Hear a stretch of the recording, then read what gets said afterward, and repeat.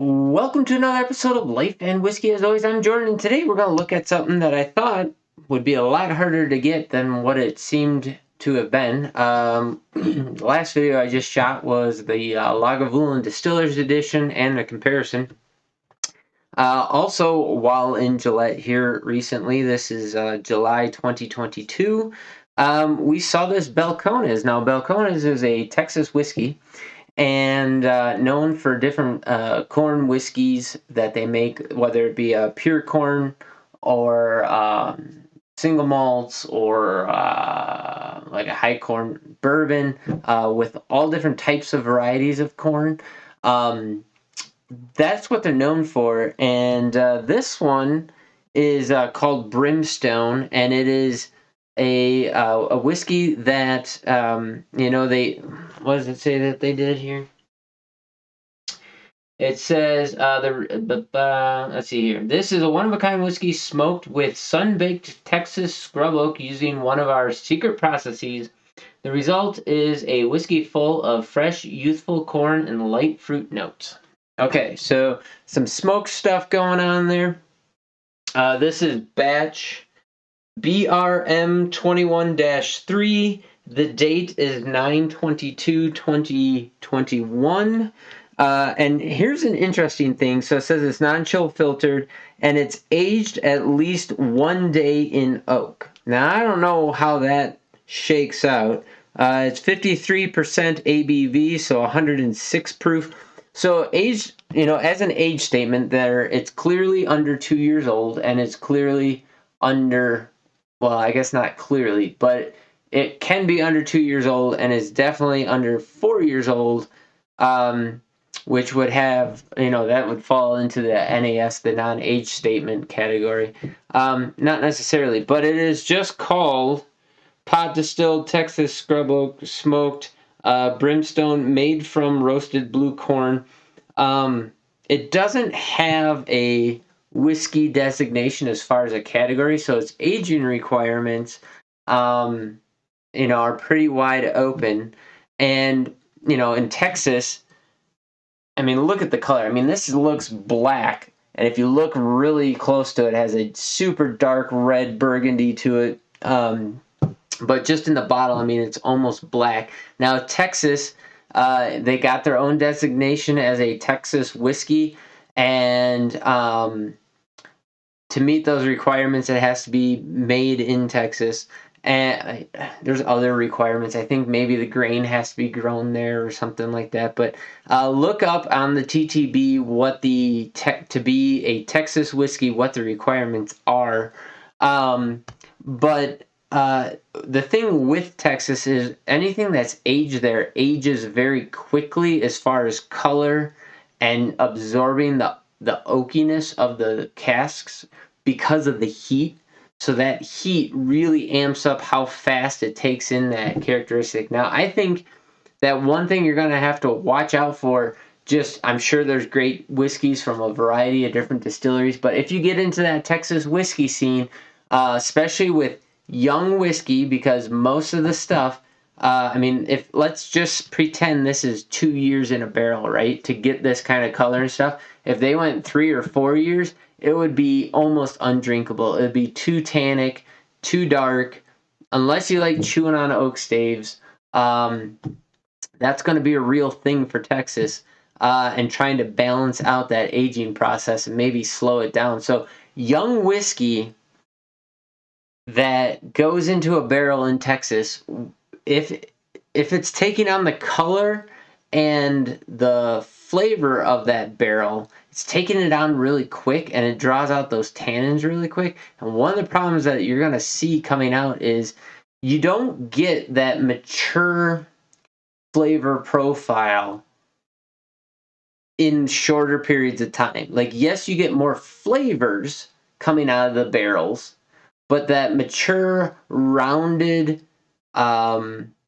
non-bifurcated flavor profile, where it's just a good, again, overused term, smooth flavor profile from start to finish, no matter how many different flavors are in that profile, you don't get that really nice transition from flavor to flavor and that smoothness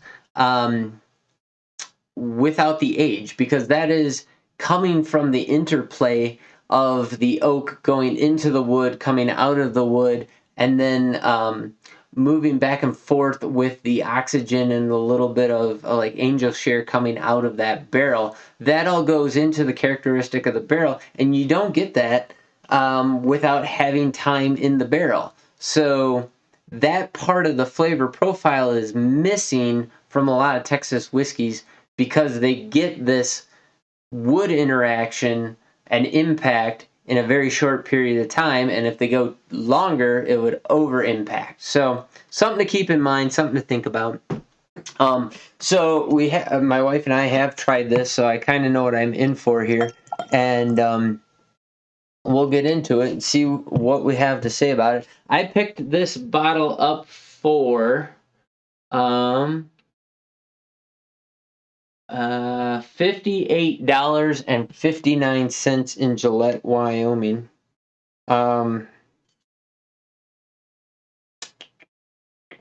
Yeah, there you go. It's very interesting. $58.59. Okay, so in the nose, here we go again. Super dark color. So on the nose, it smells young. It smells like a young craft distilled whiskey, which to me, when I say a young craft distilled whiskey, there's a very rounded, malty type nose that is, and by malty I mean it's just very grain forward in the nose.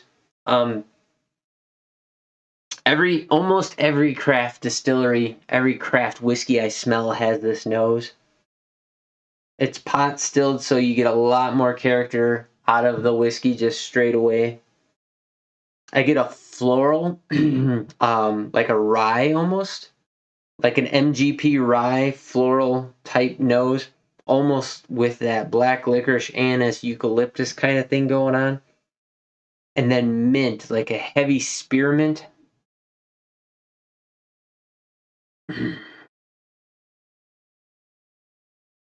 I would say that's the majority of the nose. It smells nice. Like if I were to blind this, I would tell you that it was a rye.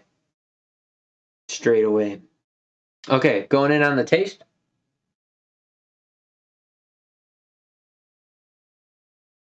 The taste is craft, young whiskey forward. But in a good way. There is a lot of flavor, dense flavor in there.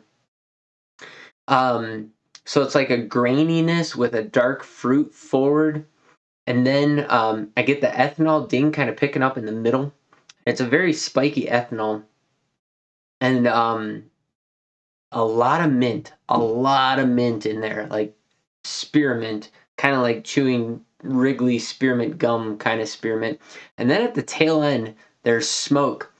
And it's not like a Scotch peated smoke. It is distinctly campfire wood smoke with an ashiness that kind of finishes out, like an ashy charcoal finishes out the flavor profile. I mean, it's kind of like a charcoal briquette. If I imagined eating one, that's kind of that level of ashiness that I get at the end.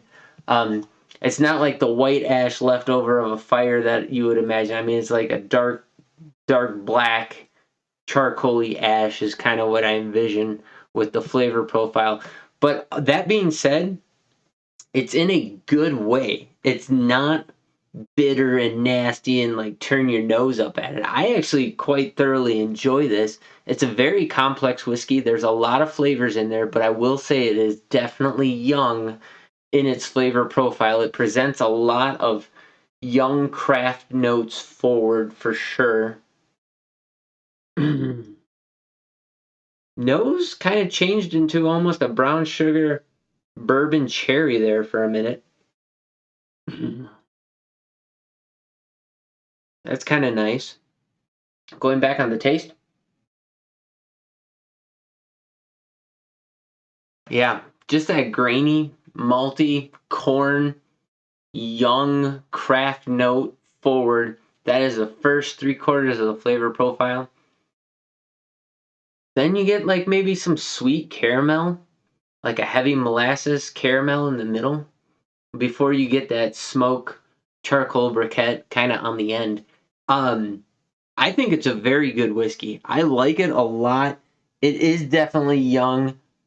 I almost feel like this would do well to take this, throw it into another um like maybe a used barrel of some sort and keep it in a cool, like in my basement, like a 60-degree climate for an additional year or two to kind of mellow out some of those notes, because they're big and bold, and I guess I would dare say they're slightly spiky in how they present. There's not this round to them, especially at the end. That charcoaly has a bitterness to it, just a slight bitterness, um, and I guess that's what I'm calling that ash. Uh, I know the way I'm describing it may sound really bad. If you're a peated Scotch, like an Islay Scotch drinker, you might like this, but it's in the world of smoke. Say the smoke's a spectrum and peated Islays over here. This is completely opposite direction as far as how the smoke presents. You cannot mistake either of them for one another. But it is good in that respects. I really like it. I am having some difficulty describing just exactly how why I like it or where, because it has a lot of sweet, rich notes, and then it has a little bit of bitter, a little bit of tannic, and then this heavy wood smoke. Um, it's definitely, here's something. The wood smoke definitely presents as like a dry oakiness. And if you've ever, like, I grew up in the Midwest, so a lot of the fires that I had, especially like in a fireplace or a wood stove or something, like a lot of those fires were white oak or red oak, and both of those burn and smell different, and you can tell that this is in the oak family, but it is not either of those oaks. um, I'm trying to remember if I had a black oak fire that I could recall. It's just very interesting. It's very distinguished, but the density of those notes are right there. Like when I get a sweet note, it's like dark, almost burnt molasses, like this dense, rich, sweet, and burnt, like it's burnt smoke and dense sweet. It's very interesting. And the fruit that would go with it is like a dark plum with a caramel, and then like a burnt molasses with a wood smoke, and then some ash and charcoal briquette. There you go. That's my flavor profile for it. I'm really glad we picked this up.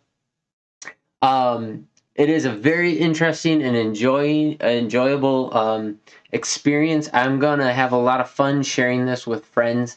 I'd be curious to see their reactions and see what they think of it. I'm obviously really like this. What did I say? $58.59.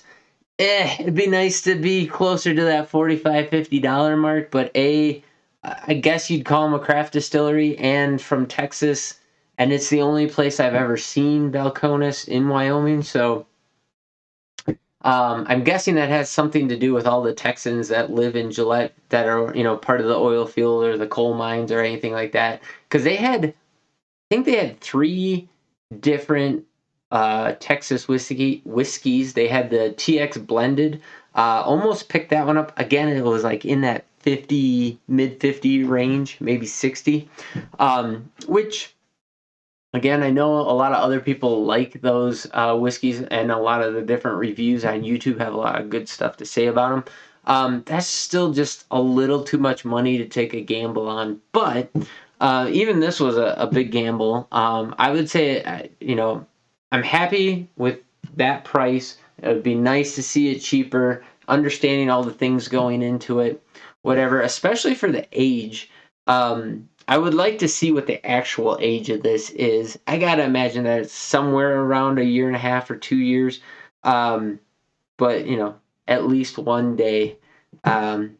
Which, they wouldn't be lying if that's the case. But anyways, drop in the comments down below if you can find Balcones in your area, and if you have any experience with their Brimstone whiskey, what your thoughts are on it.